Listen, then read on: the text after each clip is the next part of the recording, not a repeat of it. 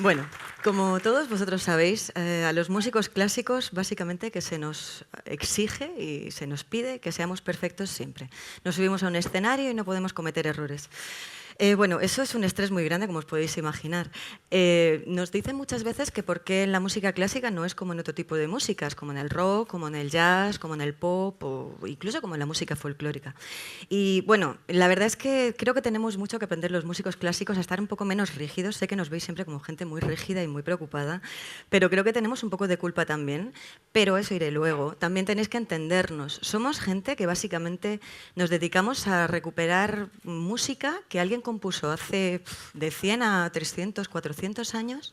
Yo siempre digo que esa música, esa partitura que nosotros tenemos y la que preparamos, es como una carta que nos ha dejado alguien que hace muchos siglos o muchos años murió y que nosotros tenemos simplemente la responsabilidad de contárosla a vosotros para que la podáis escuchar. Un cuadro se queda pintado, pero la música no se queda en ningún sitio. Entonces ahí estamos nosotros intentando hacer lo mejor que podemos y ser lo más fidedignos posibles a lo que dejó el compositor escrito para que vosotros podáis disfrutar de esa música, que al final es lo que tiene que pasar, que la música os llegue a vosotros. Entonces, para ello, los músicos tenemos que combinar un montón de factores. Por un lado, dicen los científicos que cuando se escucha música, y todavía más cuando la música se hace, es cuando más se iluminan todas las zonas del cerebro. Es el momento en el que las conexiones neuronales son más grandes y los hemisferios, el derecho y el izquierdo, cuando más se juntan. Aparte de eso, tenemos que hacer una labor bastante importante de conocimiento histórico, de los estilos, aparte de la parte técnica de la que os hablaré profundamente después. Pero tendríamos que ser también gente que sabe lo que va a contar y sobre todo de quién viene lo que vamos a contar.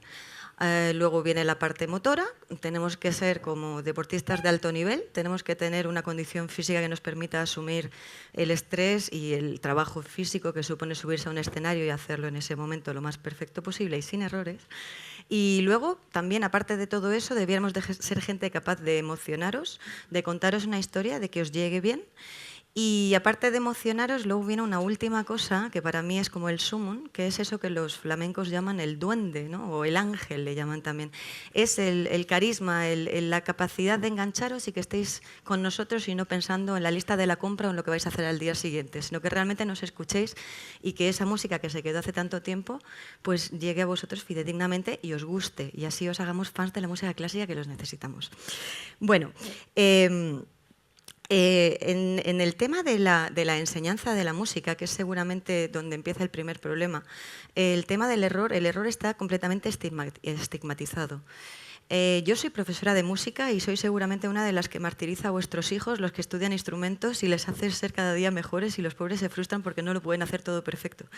Pero lo que está claro y lo que yo intento e intentamos, creo que la mayoría de los profesores hoy en día, es contraponer el que la educación no sea solamente a base de no cometer errores, sino sobre todo que tenga una parte creativa muy importante, para que además, incluso para solucionar esos propios errores que van surgiendo, para que se puedan resolver de una manera creativa y no simplemente con unos patrones. Creo que en este sentido el estudio de la música es también un poco un estudio personal de uno mismo y el superar esos errores y el ponerte frente al espejo, que es lo que hacemos nosotros todos los días, es seguramente algo maravilloso para mejorar nosotros, pero es un buen espejo de ello. El error seguramente, por definición, se podría contraponer con la perfección o con la precisión. Para nosotros la precisión es un tema muy importante.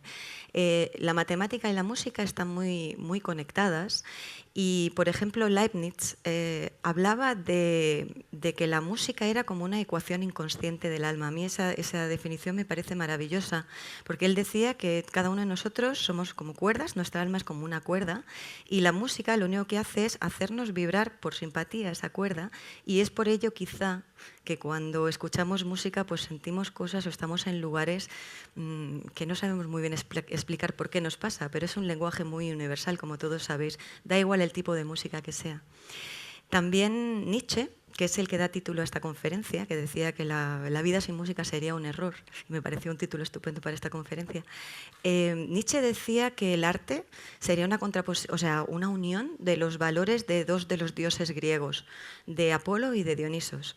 A Apolo lo tenía como la representación de lo perfecto, de la belleza, de todo lo que es la armonía y las proporciones. Y es la parte seguramente que decimos que tenemos que tener sin error los artistas en alguna manera. Pero luego hablaba de Dionisos, del dios de la bacanal, Baco es su representante romano, de lo irracional, de lo que no podemos explicar, de los sentimientos, de todo lo que sea la contraposición a lo perfecto. Y justamente con la unión de esas dos cosas es con la que se consigue la música. Así es que si nos centramos demasiado solamente en la parte de no cometer errores, siempre me pregunto si un buen músico, si es suficiente para un músico, para un buen artista, simplemente limitarse a no hacer errores. Eso sería muy poco, porque para vosotros sería bastante aburrido. En el día a día de un músico es eso, levantarse por la mañana y ponerse a solucionar errores. Lo que hacemos básicamente es eso todo el día y luego aparte de eso lo que intentamos es también poner, como os decía, la parte creativa. Luego vienen figuras como Paganini, por ejemplo. De Paganini siempre se habla de su virtuosismo y de que era capaz de tocar muy rápido y cosas muy difíciles. Pero en realidad cuando leemos las cartas que nos quedan de esa época o los escritos que hay de esa época de Paganini, lo que decía la gente es que cuando se ponía a tocar te embaucaba y te hipnotizaba. No se habla solamente de que cometía o no errores. De hecho, yo imagino que alguno cometería, porque solamente el que se atreve a traspasar esa frontera, a arriesgar, él rompía cuerdas y seguía tocando. Obviamente no creo que todo el resto de las cuerdas se quedaran perfectamente afinadas, pero eso no importaba. Hay una anécdota muy, muy bonita que a mí me gusta mucho de Rubinstein, gente que le escuchó en directo, que decían que tú escuchabas un concierto de Rubinstein, uno de los más grandes, y que bueno, que te transportaba a otro sitio, que el tiempo pasaba de otra manera, que era una gran experiencia. Y muchas veces esos conciertos habían sido grabados y al día siguiente pues ese concierto a lo mejor lo echaban por la radio y la gente lo escuchaba y la gente era incapaz de reconocer el concierto como el mismo. Porque decía, no, aquí hay un montón de notas erradas y eso ayer no ocurrió. Pero sí que había ocurrido. Lo que pasa es que él era capaz de trascender todo eso. Si él se hubiera quedado seguramente pensando solamente en los errores que estaba cometiendo, posiblemente no hubiera conseguido hacer que todo el público que tenía pues llegara a ese estado, ¿no? Ese estado tan especial que solo la música puede dar. Luego vivimos en la época de las grabaciones. En la época, imaginaos, la música que yo hago normalmente no se grababa, los músicos hacían eso se interpretaba y ni siquiera se sabía si iba a mantenerse tantos años viva. Pero hoy en día sí, hoy en día tenemos las grabaciones y cuando un músico se sube a la escena, muy a menudo los aficionados han escuchado esa obra en su casa o en su coche o donde sea y vienen dispuestos a escuchar eso mismo que han oído. Las grabaciones están llenas de cortes, y tiene que ser así, porque si vas a escuchar una cosa 1000 veces, más vale que esté perfecta, ¿no? Pero no podemos pretender que cuando nosotros nos subimos al escenario, que seamos capaces de hacer algo con esa perfección. Pero digamos que vivimos en un mundo de Photoshop y vivimos en un mundo donde todo el mundo lo quiere todo perfecto, con lo cual los músicos pues nos agrega un estrés extra. Eso no quiere decir, por supuesto, que no tengamos que intentar hacerlo lo mejor posible. Pero estas cosas han hecho que haya muchos artistas que, por ejemplo, han limitado su repertorio, pero gente realmente muy grande, cantando, no quiero decir nombres, pero gente realmente muy grande que dijo, bueno, solo voy a tocar estas obras porque sé que son las que voy a tocar realmente bien y las que voy a hacer sin fallar. Y yo siempre pienso, qué pena, ¿no? Porque a mí me hubiera encantado escuchar versiones de grandes artistas de otras obras que a lo mejor simplemente, siendo tan grandes, no se atrevían a tocar. Y me parece un poco, pues eso, una pena. Luego hay una anécdota que a mí me han contado de Paco de Lucía y que me gusta muchísimo, porque dicen que Paco estaba una vez cenando y escuchaba música por el hilo musical y era una guitarra. Y Paco de Lucía dijo, si yo pudiera tocar como yo quisiera, yo querría tocar así. Y entonces se fue al camarero y le preguntó quién era el que tocaba. Y el camarero dijo, pero maestro, si hemos puesto su disco justamente para usted.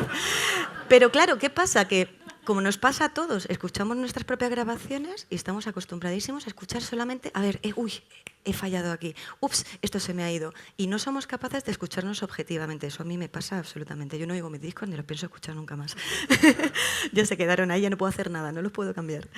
Luego, bueno, todo esto son anécdotas de músicos y en realidad yo siempre pienso en cuánto de importancia tiene lo que se hablaba antes. Cuando uno está sobre el escenario, claro, preocupado por 1000 cosas, decía Charlie Parker, practice, practice, practice, estudia, estudia, estudia, pero cuando subas encima del escenario, simplemente toca y toca con el corazón, lamentate, pero hazlo todo. Tenemos que olvidarnos de eso. Y también decía muchas veces el mismo Charlie Parker que si cometes un error, repítelo muchas veces hasta que la gente piense que eso es lo que querías. Y entonces así, pues harás una música estupenda. Además, ellos tienen la suerte y la maravilla de que improvisan también mucho. Pero la improvisación, creo que el error es también el principio de la improvisación, seguramente. Pero lo que a mí me parece es que estamos encima del escenario y en ese momento tiene que haber algo que es casi religioso, ¿no? Yo personalmente me gusta mucho escuchar a la audiencia, escucharos también a vosotros. Parece que solo se nos oye a nosotros, pero nosotros escuchamos el silencio de quien nos escucha también. Desarrollamos ese sentido. Y mi imaginación es siempre que cuando uno está en el escenario siente como una tela de araña que va por todo el público y tienes un poco la sensación de que puedes ir tirando de esos hilos. Cada uno de los que escuchan está en su propio mundo y cada uno de los que escucha está con sus propias emociones y se encuentra consigo mismo seguramente durante la interpretación musical.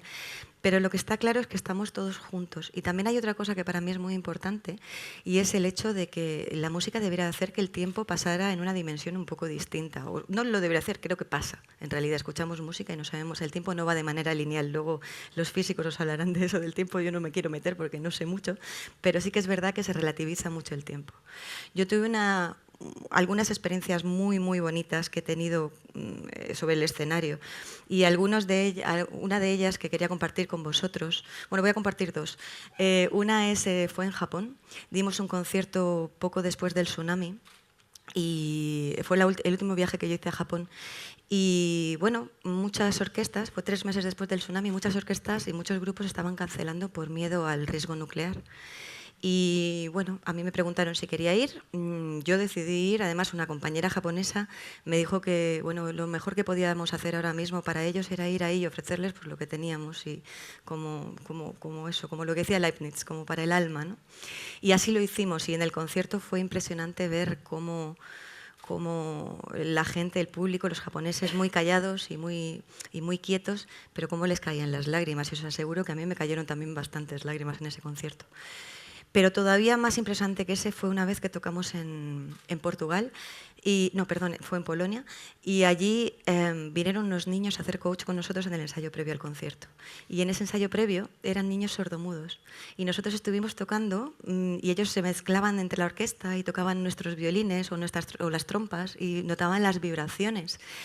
Y fue muy bonito, incluso uno nos dirigió y bueno, no nos oía, pero más o menos veía que algo estaba pasando. Pero cuando os hablo de la energía, dimos el concierto después y para mi sorpresa al final del concierto veo un montón de manos agitándose, que es como ellos aplauden, y me di cuenta de que habían estado todo el concierto escuchando a su manera.